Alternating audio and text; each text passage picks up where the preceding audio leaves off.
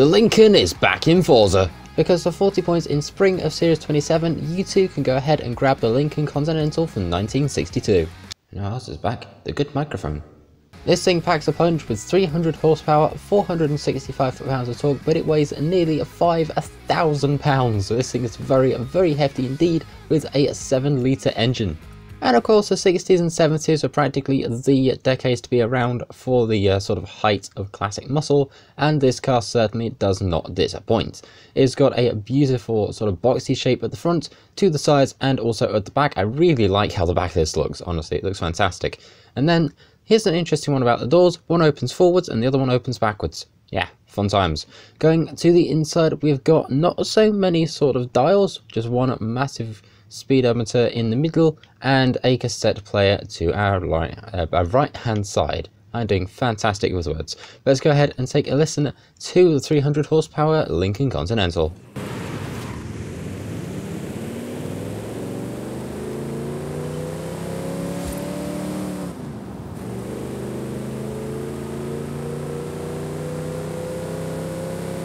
So here we are in the upgrade shop. The first thing we're doing, of course, is going straight to conversion and to engine swabs. That's a lot. Okay, we've got a 6.2 litre V8, we've got a 6.7 litre V8 turbo diesel, an 8.4 litre V10, a 7.7 litre V12, an 8.9 litre V8, and a 7.4 litre V8 twin turbo engine capable of, yep, you can see there, 1,750 brake horsepower. Oh, this is going to be a lot of fun. And of course you can go ahead and turbocharge or supercharge the stock engine. I'm going with turbos. Why? Because they're fun. Now we're going to try and see if we can get this thing set up to be an A-class race build, so I'm going to do that and I shall be right on back. But before we do that, here's aero and appearance. Terrible front aero and going to the back. Also terrible rear aero as well. I don't really know what I was expecting, but I'm still disappointed. And the one thing we all want to know is this thing is pretty high stock, and how low does it go? Drift suspension, oh my god, okay, that is, yep, that is lower than my YouTube income, which is 0, by the way. Going over to weight reduction, we can take this thing from 4,900 pounds down to 3,850. Yep, we're doing that. So by the time we're done with upgrades, we are sat at 3,689 pounds with 485 brake horsepower, all for 41,250 credits. Now is sit here and tune some things and hope for the best. So here we are now in the paint shop. We've got nothing in advance like normal, and going to, oh dear, that's a lot of manufacturer colours. Here we go everybody, we've got ourselves 1, 2, 3, 4, 5, 6, 7, 8, 9, 10, 11, 12, 13, 14, 15, 16, 17, 18, 19, 20 different colours for this thing. 20! That's about, I think, the highest number I have ever seen for one of these. And of course, we've got everybody's favourite, tomato ketchup red. Although today I'm feeling more partial to a blue. Now, a cool thing about this car is this is its first time ever appearing in the Forza Horizon lineup, but it was in a Forza Motorsport lineup way back in Motorsport 4 with the August Placey car pack, or car DLC, whatever you want to call it really. But this marks its second appearance in the Forza franchise. And away we go. Let's go ahead and see what the Lincoln Continental can do amongst everything else here. Is that a bright pink Corvette? Alright, first turn, how are we looking? We're on the outside, which is not great. We're alongside a Bel Air, which is not happy to give up its spot whatsoever. But we'll try and manage to get past them. In fact, we have. And past the Ford we go, which does look very nice. I've got to give it that. Right, let's see. Oh, turn. I should have been looking where I was going. Is that another Lincoln in front of us? I think it is. Now, having the Continental in the game is interesting because it can open up the doors to maybe quite a fair few more Lincolns being added, maybe even a newer version of the Continental as well as a few others. Here's something you don't see every day. I believe that's from the Hot Wheels DLC. Right, let's see if we can get past the truck. Excuse me, thank you very much, your space is mine. And here we are back at 95%, one more turn to go, the finish line is ahead of us, everybody else is miles behind, and across we go with a nice old little bit of style and a fantastic first place for a time of 2 minutes 19. Horizon Arcade will begin soon. Good luck. I did not ask for your Horizon Arcade, give me my car back.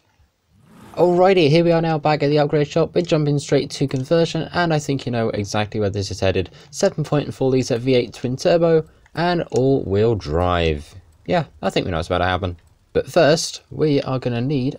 Oh wait, oh hey, I can put white walls on this thing, that's awesome. Anyway, we're going to go ahead and slap on some drag tyre compounds and make these as thick as we can. We've done that already.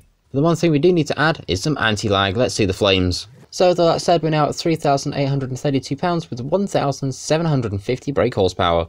Okay, so here we are now over at the edge of our lovely little testing ground, and we'll go ahead and get a little bit of a wheelie check. Do we have anything? Not really, no. I mean, I guess for this car you could say we're really linking the dots together. No? Okay. Right, now we're all set up at the edge of the drag strip. Let's jump on launch control, and away we go. Let's go ahead and see what we get out of this thing. Hopefully it's something good. I'm aiming for roughly 200 of the camera, but then again, this thing does still weigh nearly 4,000 pounds, so I wouldn't be surprised if it didn't get it. In fact, there it is, 194.6, and off the end of the motorway is 218. That is a runway, not a motorway. How have I made this mistake twice now? I know you think twice isn't much, but that's been within the same month. Anyway, in the meantime, here we are back over once again, and we don't need to change much. All we need to change are the tyre compound, which should be that one. And then we've also got the suspension to bring it back down to the ground. Now, a lot of people ask me why I use off-road suspension. Honestly, tuning it just makes it a little bit easier because it raises your car. And if you know how to tune your suspension right, you can really use that to your advantage. I sadly am still learning that bit. And just before we jump onto the motorway, here is this week's Forzathon shop. The number 11 Ford F-150, the Doodle Jumper, which is still in jackets category for some reason. Maybe jumpers should have their own category, I don't know. We've also got the Jump On It emote, the Horizon Super Wheel Spinner, the Hooligan Ford RS200 Evolution, which is a really good car to get, and the Horizon Regular Wheel Spin too. Alright, here we are. Let's go ahead and put our front tyres on this little grate here, get ourselves on launch control, and away we go. Let's go ahead and see what top speed we're going to get out of the Lincoln.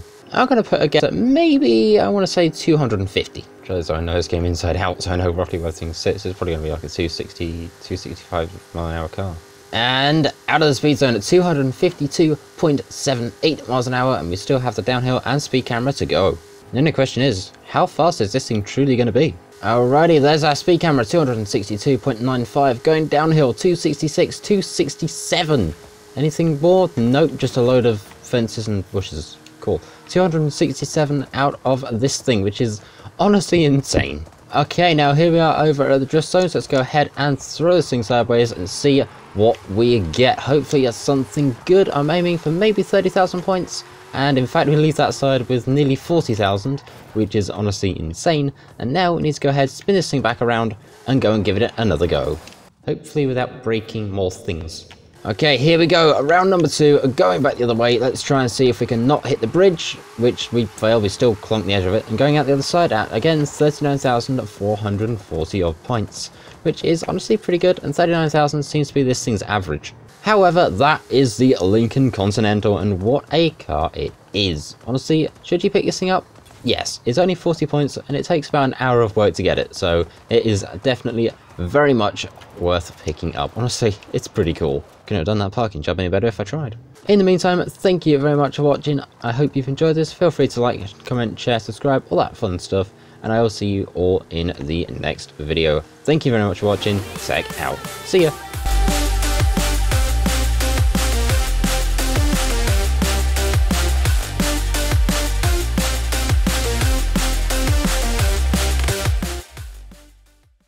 And hopefully the navigator's next.